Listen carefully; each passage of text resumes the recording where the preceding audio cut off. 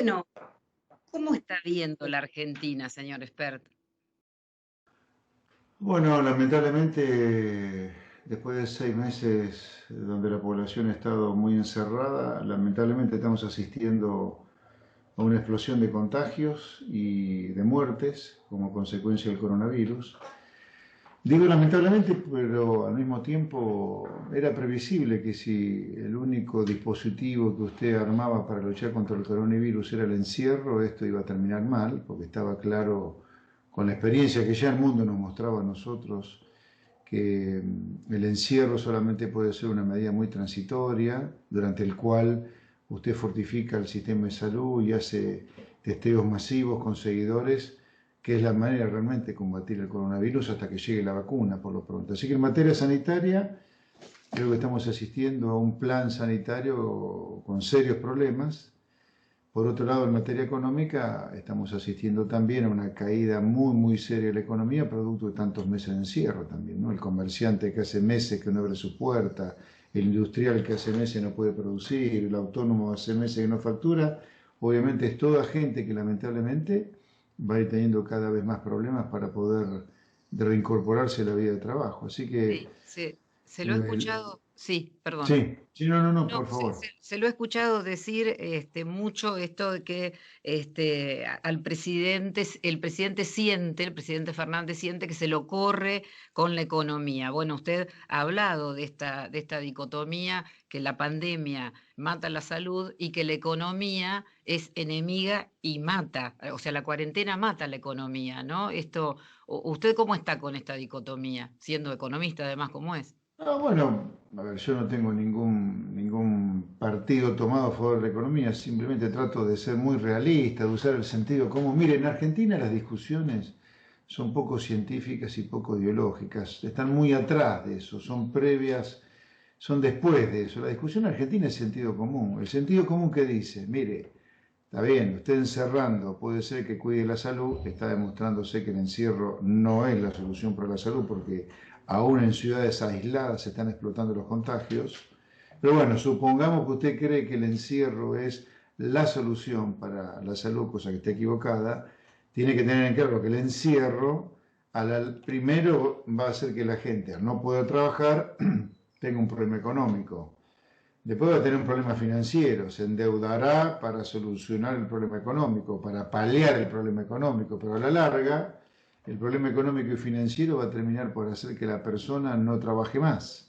Entonces, usted tiene que ser muy equilibrado, cosa que este gobierno no lo fue, al momento de sopesar salud y economía, porque no puede, por no matar la economía, dejar todo libre y tener millones de infectados, y al mismo tiempo, por cuidar la salud, no tiene más mínimo sentido encerrar, como sí hizo la Argentina tan prolongado en el tiempo, porque va a matar la economía.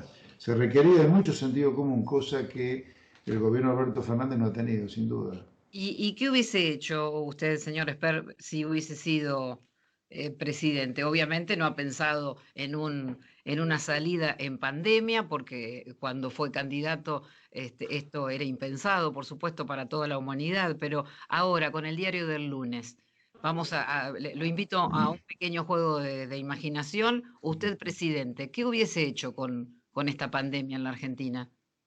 Hubiera copiado e imitado lo que ya mostraban países que estaban luchándola más o menos bien al coronavirus, como Alemania, Corea del Sur, Vietnam del Sur, Uruguay.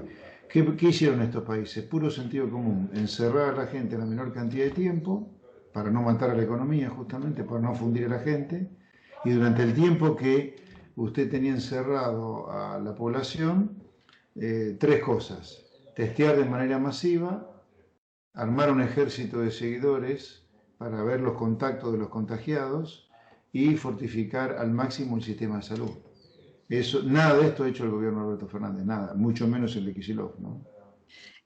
Bueno, un poco con la cuestión de de la coparticipación, que lo ha nombrado usted al gobernador en las últimas horas, sabemos lo que ha Sí. sucedido con los anuncios en cuanto a la coparticipación, con este punto y medio, que dicen ellos que ya le pertenecía a la provincia, pero bueno, quedó como que se lo sacaban a la ciudad. Usted ha dicho de casi eliminar la coparticipación. ¿Cómo entendemos esto, No, experto? casi eliminar, no, eliminarla. Sí, Que los impuestos federales solamente se destinen a dos gastos provinciales que deberían ser nacionalizados, que son salud y educación. Yo creo que la educación obviamente por lo que vemos, lo que es el desastre educativo de Argentina, y por la falencia que estamos viendo en el sistema de salud, creo que deberían ser dos objetivos federales. Salvo esos dos objetivos federales, para los cuales sí tiene que haber impuestos federales, pero que los va a manejar la nación, el resto de los gastos de las provincias, que son gastos de funcionamiento básicamente, que se lo paguen las provincias con impuestos propios. Y que una vez que los impuestos federales hayan pagado todos los gastos federales, que se reduzcan los impuestos para que los comercios paguen menos impuestos a las ganancias, las empresas paguen menos impuestos a las ganancias, que la gente pague menos IVA. Acá lo que hay que armar es un país a favor de la gente, no a favor de corporaciones o regiones políticas. Es el beneficiario de todo el armado económico y no económico en un país tiene que ser la gente de a pie. Insisto, no corporaciones ni conglomerados políticos regionales, como son las provincias. Si hay provincias que no pueden bancarse los gastos propios con impuestos propios, habrá que regionalizar el país. y ahora con el impuesto a la riqueza, ya que estamos hablando un poco de la parte impositiva, ¿qué piensa? Bueno, a ver, digamos, lo que es increíble que ni siquiera en una cuarentena, con el Estado prácticamente cerrado, salvo salud y seguridad, se haya bajado el gasto público. Obviamente, fíjense que apenas se está empezando a verle la punta al final del coronavirus, a lo mejor, o del principio de solución, ya empiezan a pensar en nuevos impuestos. Yo lo que digo es, miren, en el último medio siglo, los impuestos han pasado de representar 15 puntos del producto a 35 puntos del producto. 20 puntos del producto más de impuestos paga la sociedad.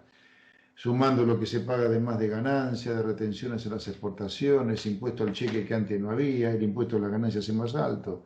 En ese medio siglo donde la presión impositiva ha pasado de 15 a 35 puntos del producto, el país se vive prendiendo fuego en promedio cada 7 años. El plan de inflación cero de Herbert que termina en Sí. Rodrigazo, el plan de Martínez Díaz que termina con las devaluaciones de Sigó, el plan austral que termina en hiperinflación, el plan de convertibilidad, el plan de los Kirchner, el plan de Macri. 6 planes económicos en medio siglo, todos terminando en terribles crisis, con el Estado pasando de 15 puntos del producto a 35 puntos del producto de recaudación. Claramente subir impuestos no es la solución. ¿Y por qué cree que cíclicamente los argentinos que no aprendemos, estamos mal pero acostumbrados? Es ¿Qué es una lo muy que buena frase esa sucede? suya, Magdalena. Estamos, el Viviana, argentino perdón. medio, ¿eh? Viviana. Viviana, perdón, Sí, perdón. sí, sí, no, No, como en el Skype aparece, Magdalena, claro. imagínate. Sí, sí, sí. Em, No hay perdón, problema. Por por la favor, confusión. por favor. Yo Magdalena creo se que, llamaba, Magdalena se llamaba mi abuela, así oh, que me ha la- hecho un halago en realidad. bueno, en Y es buena el, hora hecho un halago. es el nombre de mi ciudad, además. Em, Sí, decía que estamos no, mal sí, acostumbrados. sí, sí, No, ¿qué le pasa a lamentablemente, los argentinos? ¿No lamentablemente queremos sí. vivir bien? Y mire, usted sabe que cuando las sociedades llegan a un nivel de deterioro, de descalabro, de decadencia tan grande, a veces es más difícil salir de ahí que permanecer ahí. La gente se ha acostumbrado a vivir mal, se ha acostumbrado a votar por el mal menor, a decir, y bueno, ¿qué va a ser así? No. La gente debería despertarse, debería abrazar la idea de la libertad para votar en libertad. Argentina le puede ir bárbaro, ¿eh? Argentina no tiene necesidad de vivir de crisis en crisis como yo le comentaba recién en el último medio siglo. Argentina le puede ir muy bien. Ahora, para que le vaya bien tiene que hacer una cosa totalmente diferente. Afortunadamente, lo que tiene que hacer Argentina para que le vaya algún día bien no es para marcianos, para habitantes de Venus, es simplemente imitar, mirar los países parecidos a nosotros incluso, algunos, que hacen las cosas que le hacen bien a la gente. ¿Qué le hace bien a la gente? Pagar una cantidad de impuestos razonables. ¿Hay que pagar impuestos? Por supuesto que sí, porque nosotros necesitamos un Estado que nos dé seguridad, que nos dé justicia, que nos dé fuerzas armadas, etc. Entonces hay que pagar impuestos, porque necesitamos del Estado que nos dé ciertos bienes como seguridad, algo crítico hoy en todo el país. Sí. Pero la cantidad de impuestos que hay que pagar tiene que ser razonable, no este delirio de hoy donde prácticamente la gente que está en blanco, más que un ciudadano, parece un esclavo impositivo por la cantidad de impuestos que tiene que pagar. Bueno, no, Segunda reforma que sí. habría que hacer y que la gente tiene que despertarse. ¿Hay que ir contra las mafias sindicales? Por supuesto que sí. Ahora, si no votamos nunca una reforma laboral para beneficiar a los trabajadores, es difícil que algún día a los trabajadores les vaya bien. Yo digo, tenemos 6 millones de trabajadores trabajando en negro hoy. 6 millones de trabajadores trabajando en negro. ¿A qué le vamos a echar la culpa de que haya 6 millones de compatriotas nuestros trabajando en negro? ¿A las leyes del biocombustible? ¿A la ley electoral? No, a las leyes laborales. Bueno, hay que cambiar las leyes laborales. Ahora, claro, tenemos miedo de cambiarla porque están las mafias sindicales. Bueno, vayamos contra las mafias sindicales si es necesario. ¿Y por qué En no fin, los que han pasado y los que están? ¿Por qué no lo hacen? Porque es muy seductor sacarse la foto al lado de los gremialistas en realidad. Y bueno, esto es histórico también en la Argentina. yo creo que hay que sacarse fotos con los mafiosos sindicales, o sea, sindicalistas, no todos son así, cuando estén en la cárcel, pero no antes. Usted no puede pactar con Moyano, con el Caballo Suárez, en fin, con todas estas mafias que delinquen, que aprietan empresarios, que impiden que la gente pueda ir a trabajar con normalidad porque le cortan las calles. Yo creo que la foto hay que sacársela cuando estén presos. Ahora, pareciera a los ciudadanos como nosotros, pareciera que lo que blasonan ahora, por ejemplo, desde su lugar de cierta tranquilidad o de mucha tranquilidad, porque no lidera usted los destinos de la Argentina, lo ven con mucha claridad. Pero cuando los votamos y suben al sillón de Rivadavia, en realidad como que les cambia la mirada y es poco lo que después se puede comprobar que realmente lo que dijeron en Bueno, campaña era lo yo que se... le reflexionaría dos cosas en ese sentido. Prueben con nosotros, hasta ahora la sociedad nunca probó con nosotros, por lo menos hace 30 años que no prueba con nosotros, ¿no? Yo nunca estuve en política hasta hace un año y medio, así ¿Y que por, prueben. y La por qué segunda cosa que cree? le diría, la segunda Sí. cosa que le diría, no hay ningún político, yo hace un año y medio que empecé a hacer política, ¿no? Pero no hay ningún político que haya dicho como yo durante 25 años lo mismo. Todos andan beleteando de un lado para el otro, hoy son kirchneristas, mañana menemistas, radicales, cambiemitas. Yo de los políticos que hoy hay en carrera, ninguno puede mostrarle como yo sí le puedo mostrar en 25 años diciendo siempre lo mismo. Vayan a mi canal de YouTube, vean, ahí están todas las entrevistas que me han hecho en los últimos 25 años. Sea políticos que quieran cambiar el país diciendo siempre lo mismo durante décadas, le aseguro que no.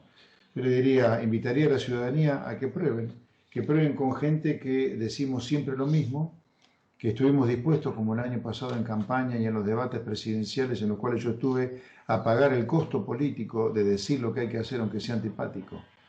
Eso no ocurre con el resto de la política. La política, el resto de la política, que hace décadas que deambula por toda la política, por distintos partidos, fíjense, cambian los discursos, adaptan todo para estar. No es nuestro caso. A mí solo me interesa cambiar el país, solo.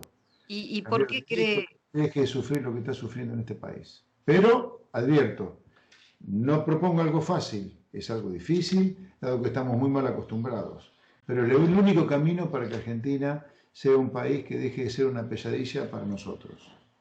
Y ¿por qué cree que sacó solamente el 2% con esto que usted cree que debe ser muy seductor para la población o debe haber Bueno, sido muy seductor y sin embargo hubo un magro bueno, 2%?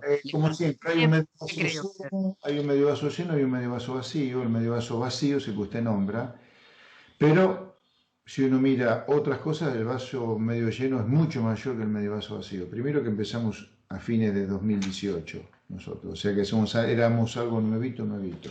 Segundo, por lo tanto, con muy bajo nivel de conocimiento para lo que se requiere ser presidente. Segundo, después que ocurrió la crisis económica el año pasado, Cambiemos fue muy hábil en montar esta falsa grieta de República versus Venezuela.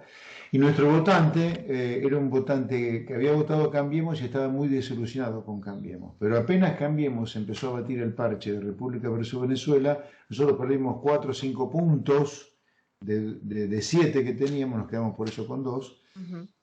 Como consecuencia, nuestro votante, insisto, era un votante cambiemita desilusionado con Cambiemos, que se prestó a la falsa grieta. Eso creo que nos jugó muy en contra, además de todas las campañas sucias que nos hizo el gobierno, diciendo, por ejemplo, todo con plata robada de los contribuyentes, dicho sea de paso, ¿no? Porque esto no lo cuenta nadie, que los gobiernos financian sus campañas, que son costosísimas, con dinero de los contribuyentes, que el contribuyente nunca se entera, financiando campañas sucias, diciendo que yo era el mejor candidato de Cristina, cualquier estupidez como esa. Bueno, todas esas cosas, y más nosotros que teníamos 2,50 pesos para hacer campaña, nos terminó afectando mucho, claramente. Y despertar, ¿de dónde saca el dinero de la campaña? Usted dice 2,50.